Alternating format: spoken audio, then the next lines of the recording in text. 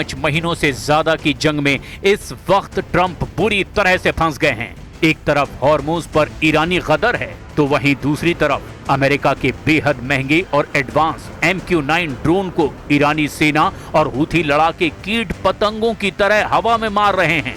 लंबी जंग से कराह रहे अमेरिकी सैनिक आपस में ही एक दूसरे पर खूनी हमले कर रहे हैं और खुदकुशी तक कर रहे हैं।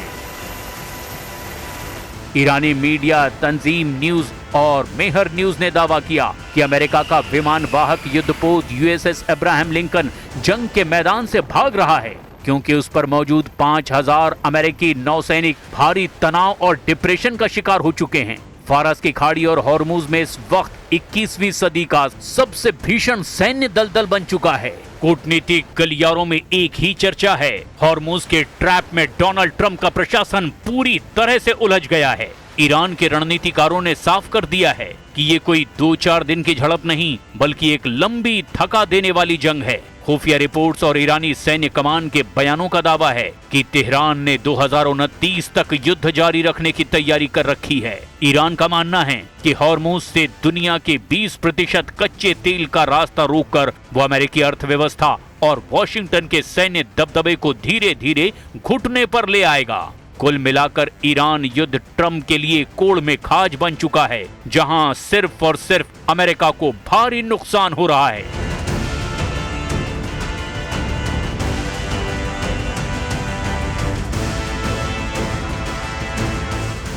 ईरान युद्ध अब हॉर्मुज की सरहदों तक सीमित नहीं रहा है, बल्कि हॉर्मुज अब ईरान युद्ध में हार जीत का हॉट पॉइंट बन चुका है। पूरा पश्चिम एशिया इस वक्त युद्ध से पैदा हुए हालात को देखते हुए ईरान के खिलाफ डबल मोर्चा बनाने में जुटा है। पश्चिम एशिया में मौजूद अमेरिका के 8 मुख्य मिलिट्री बेस ईरान के हमलों और भीषण खतरों के बीच जंग करने को मजबूर हैं। एक तरफ फारस की खाड़ी में अमेरिकी युद्धपोत और ईरानी मिसाइलें आमने सामने हैं, तो दूसरी तरफ वॉशिंगटन और तेहरान के बीच बयानों का युद्ध अपने सबसे खतरनाक स्तर पर पहुंच चुका है। अमेरिकी राष्ट्रपति डोनाल्ड ट्रंप ने सोशल मीडिया पर दावा किया कि स्ट्रेट ऑफ हॉर्मुज पर अमेरिका का पूर्ण नियंत्रण हो चुका है, लेकिन ट्रंप के इन दावों की हवा खुद अमेरिकी अधिकारियों और अमेरिकी मीडिया ने निकाल कर रख दी है। फारस की खाड़ी में चल रहा युद्ध अब उस मोड़ पर पहुंच चुका है जहां दुनिया की सबसे बड़ी सैन्य महाशक्ति अमेरिका को एक ऐसा झटका लगा है जिसकी कल्पना पेंटागन के रणनीतिकारों को भी नहीं थी। अमेरिकी वायुसेना का सबसे भरोसेमंद, सबसे अत्याधुनिक और घातक हथियार MQ-9 रिपर ड्रोन ईरान के आसमान और हॉर्मुज की हवाओं में तबाही का शिकार हो रहा है।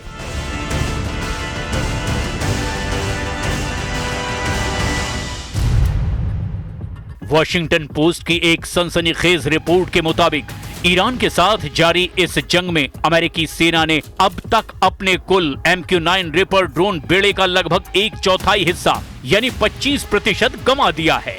आंकड़ों की भाषा में समझें तो कम से कम 45 महंगे रिपर ड्रोन या तो मार गिराए गए या फिर तकनीकी खामियों की वजह से क्रैश हो चुके हैं।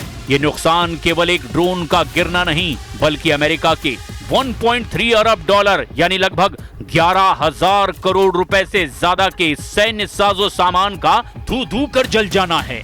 युद्ध शुरू होने से पहले अमेरिकी वायुसेना के पास करीब 165 और अमेरिकी मरीन कॉर्प्स के पास 20 रिपर ड्रोन सक्रिय सेवा में थे, लेकिन इस जंग की आग इतनी भीषण रही कि महज कुछ महीनों के भीतर ही अमेरिकी एयरफोर्स की फ्लीट घटकर मात्र 135 के आसपास रह गई। पेंटागन के लेफ्टिनेंट जनरल डेविड टैबर ने अमेरिकी सीनेट में अपनी गवाही के दौरान इस भारी नुकसान पर गहरी चिंता जाहिर की, लेकिन सवाल ये उठता है कि दुनिया का सबसे हाईटेक माना जाने वाला ये हंटर किलर ड्रोन इतना आसानी से निशाना कैसे बन गया। पहली वजह है उड़ान की गति और ऊंचाई।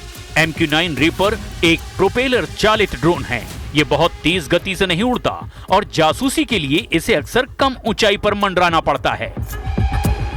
ईरान के पास मौजूद अत्याधुनिक सरफेस टू एयर मिसाइल यानी SAM डिफेंस सिस्टम और इलेक्ट्रॉनिक वॉरफेयर यूनिट्स के सामने ये धीमी गति का ड्रोन एक सॉफ्ट टारगेट यानी आसान शिकार साबित हुआ।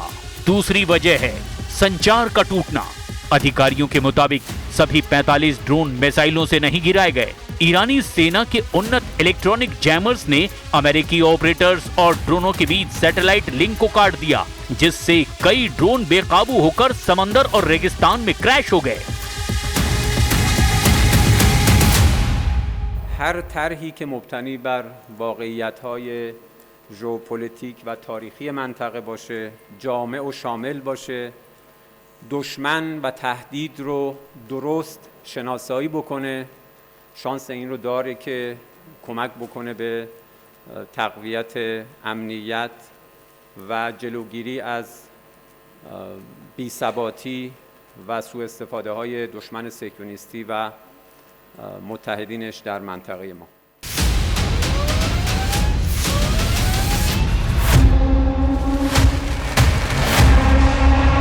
एक अकेले MQ-9 रिपर ड्रोन की कीमत उसके सेंसर, रडार और हथियारों के आधार पर 3 करोड़ से 5 करोड़ डॉलर यानी 250 करोड़ से 400 करोड़ रुपए के बीच होती है। 45 ड्रोनों के नुकसान का सीधा मतलब है अमेरिकी करदाताओं के 1.3 अरब डॉलर पानी में बह चुके हैं।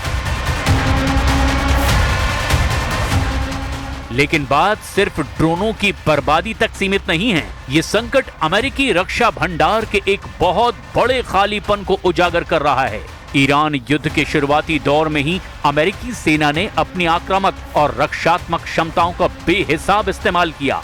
850 से ज्यादा टॉमहॉक क्रूज मिसाइलें दागी गईं, 1000 से ज्यादा पैट्रियट और थर्ड एयर डिफेंस इंटरसेप्टर खर्च कर दिए गए।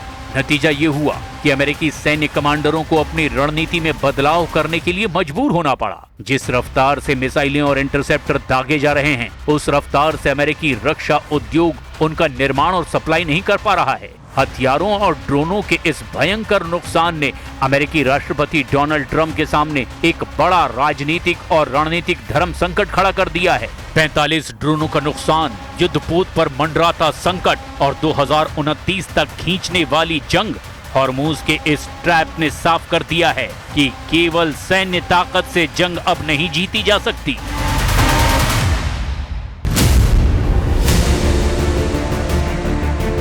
अब दुनिया की नजरें वॉशिंगटन पर है कि क्या ट्रंप प्रशासन इस महासंकट का कोई राजनीतिक समाधान निकालेगा या फिर फारस की खाड़ी का ये गतिरोध असीम युद्ध की ओर बढ़ता चला जाएगा। लगता नहीं कि अमेरिका जंग को अब लंबा खींच पाएगा। फारस की खाड़ी, अरब सागर और लाल सागर में ईरान पर हमला करने में जुटा अमेरिकी विमान वाहक युद्धपोत USS अब्राहम लिंकन 5 महीने की जंग में पस्त हो चुका है। ईरानी मीडिया और अमेरिकी अधिकारियों की रिपोर्ट के मुताबिक जो हालात अभी दिखाई दे रहे हैं वो अमेरिका के लिए खतरे की घंटी साबित हो रहे हैं। समुद्र के सीने पर अमेरिका का सबसे बड़ा गुरूर यानी nuclear aircraft carrier USS Abraham Lincoln CVN-72 भी गंभीर संकट में घिरा हुआ है।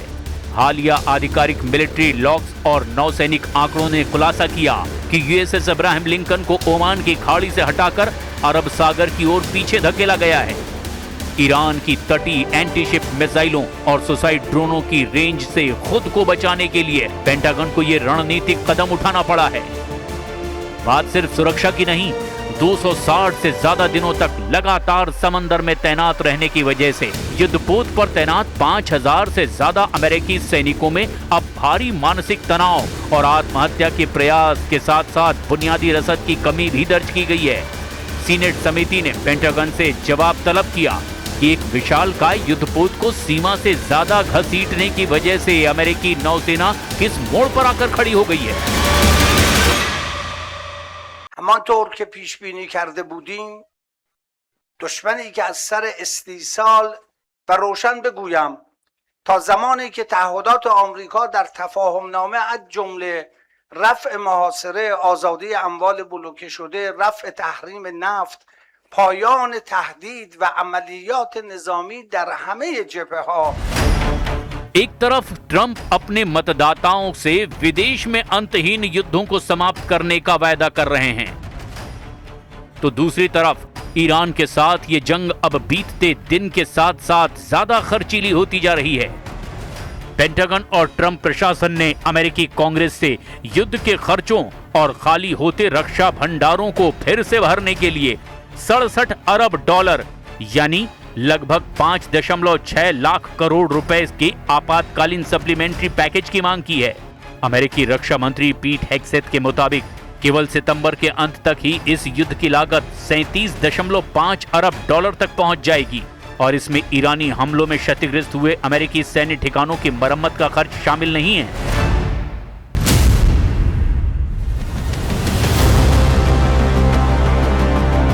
पश्चिम एशिया यानी मिडिल ईस्ट एक ऐसी भयावह आग की चपेट में है जिसकी लपटें अब सिर्फ तेहरान या तेल अवीव तक सीमित नहीं हैं। ईरान ने एक ऐसी धमकी दे दी है जिसने खाड़ी देशों की रातों की नींद हराम कर दी है। तेहरान का संदेश बिल्कुल साफ है, बेहद तीखा है कि अगर ईरान पर हमला हुआ, अगर उसकी तेल और परमाणु ठिकानों को निशाना बनाया गया तो पूरा अरब ही आग में भस्म कर देंगे। गल्फ कंट्रीज यानी सऊदी अरब, संयुक्त अरब अमीरात यानी यूएई, कतर और कुवैत, इन सभी देशों के ऊर्जा केंद्रों पर ईरान की मिसाइलों की सीधी नोक है। दुनिया के सबसे बड़े तेल और गैस ढांचों को तबाह करने की चेतावनी दी जा चुकी है।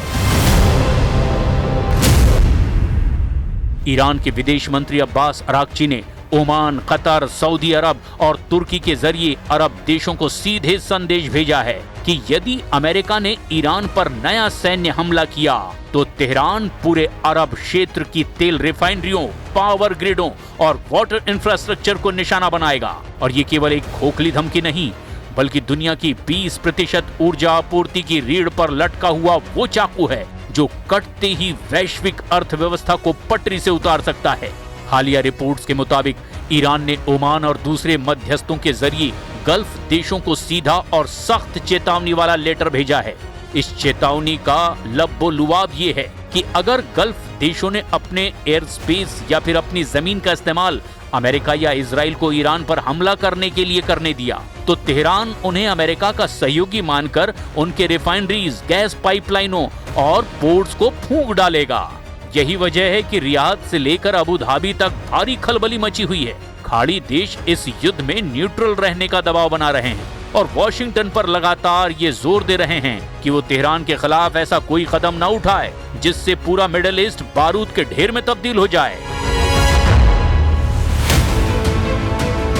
अब ऐसे हालात में देखना ये होगा ईरान को अमेरिका काबू कैसे कर पाता है। क्या ईरान पर नए आर्थिक प्रतिबंध ईरान को तबाह कर पाएंगे या नहीं, या फिर अरब देशों पर ईरान बड़ा हमला करेगा।